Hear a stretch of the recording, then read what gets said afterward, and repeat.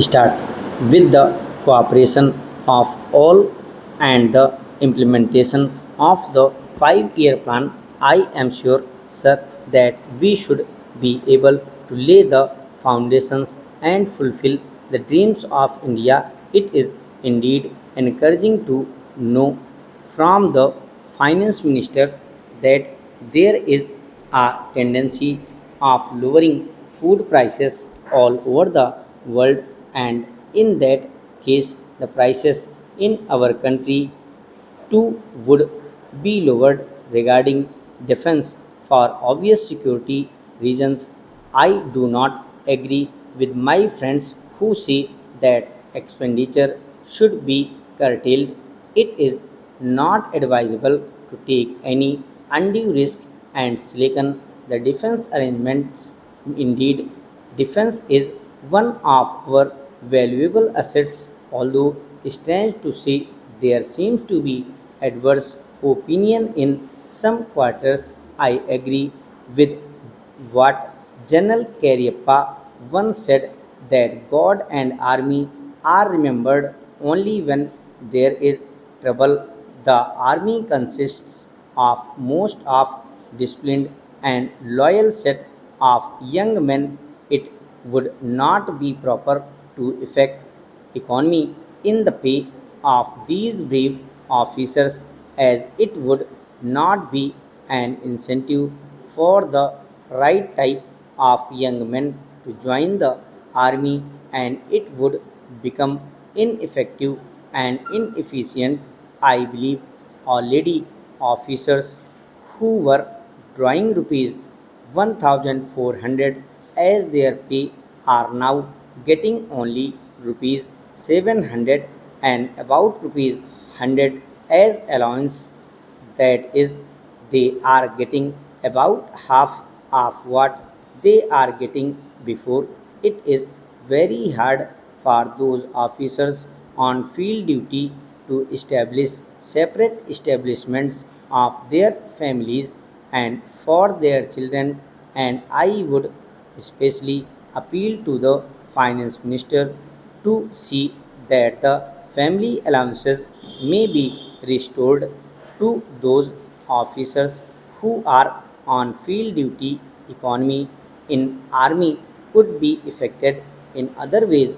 There is scope for more efficient operation of defense industries, which process seems slow, and by purchase policy of utilizing goods and stores indigenously manufactured.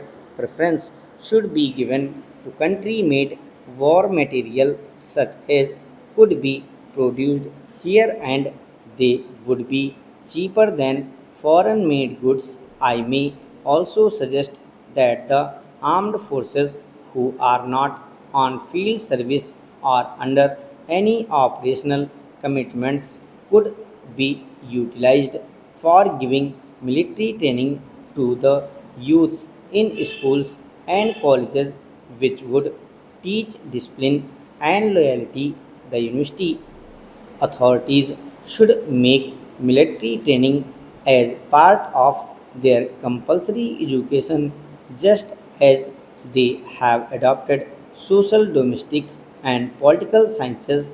The National Cadet Corps is already inculcating military training in some universities, such as Bombay and Calcutta. But if military training is made compulsory for our university students, it will go a long way. Sir, the Essential Commodities Act was passed 5 years ago, and when the minister yesterday came with an amending bill, we expected that we would give us a brief report on the working of this measure for the last few years, but unfortunately, we are kept in the dark in regard to the exact working of the Act and the nature of the difficulties the minister is facing. Sir, as far as I know, many of the provisions of this enactment have been observed more in violation by his agents at the state level. The food minister may be very honest, may be very able, and may be very anxious to see that the various provisions of the act are implemented in the most effective manner at the state level, but unfortunately his agents at the state level are not equally enthusiastic or equally anxious to observe the provisions of this enactment. The most important objectives of this enactment are to control the supply and distribution of commodities and to maintain a stable price level. In regard to both these aspects, I am afraid that the government has failed to realize the objective in view. Sometime past, when there was scarcity of food grains, attempts were made to make procurement from certain wholesale merchants and from rice mills.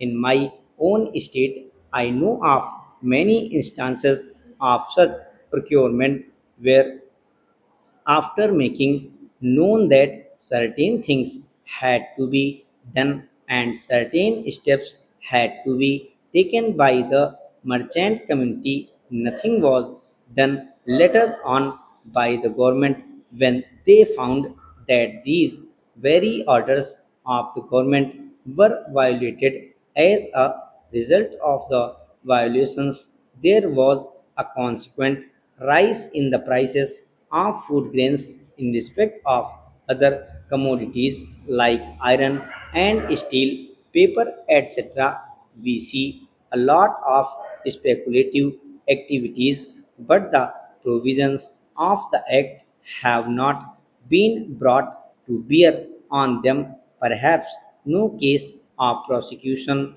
was launched against those people who contravened the various provisions of the Act. We are interested to know in how many cases the government have taken steps to prosecute individuals who have violated the various sections of the Act. The minister said that the powers under the Act were not adequate. We sympathize with the food minister, but I want to know what action has been taken in this regard by the various state governments. In regard to the amending provision, I want to know from the minister what would be his difficulty even if minor offences are taken to courts of law. For instance, the Motor Vehicles Act deals with various offences, both major and minor, and various minor offences under the Act are taken to courts and people are prosecuted. What is the difficulty in taking these cases of a minor nature to courts of law? There, the people will have some safety that they will get a hearing, and if the offenses are really offenses, then they would be prosecuted, otherwise, they will be acquitted. Here, the minister says that there should be a scrutiny deposit if there is a violation of a particular provision of the enactment, then the executive authority will have the power either to confiscate a part of the amount or the whole of the amount. We are clothing the executive authority with more powers. I do not grudge giving powers to the executive authority provided they are used properly and effectively and in a most fair manner. But unfortunately, there have been discriminations apart from the ineffectiveness of the various provisions. Wherever these provisions were used, there had been discriminatory use of these provisions against a few or in favor of a few. Normally, when officers are clothed with more powers, there is large scope for corruption. I feel that it would be desirable to avoid such malpractices, and in it would be desirable, I think, that even for minor offences, the parties should have a chance to defend their actions. I do not think that this problem of dealing with minor offences will become complex or complicated in any way if we take them to courts of law. I want a reply from the minister in what way he is suffering from a handicap in dealing with minor offences or offences of a technical nature. The honorable member made the point that even if this thing was acceptable to the House, he did not know what amount would be demanded as security, so the minister should tell us what amount is normally expected from the from a licensee in all cases, and what the offences are which are of a technical or minor nature which he was in view. We are not told which are major offences and which are minor offences. Clarifications on these points are necessary.